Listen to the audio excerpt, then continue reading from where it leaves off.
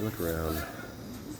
My wife had 3 of her toes cut off and then shortened up on the bones and then reattached with 6 screws. She's in recovery right now, so it ended up being a rainy day. She's doing that. Look across. There's a big poodle there. You have to look to see that big poodle. Another big poodle there. It really is, I swear. Taking up those couches. Another dog here. Background son there that is completely passed out.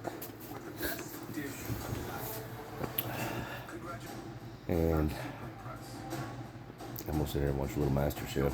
See some good food to eat. Making the best of recovery for her.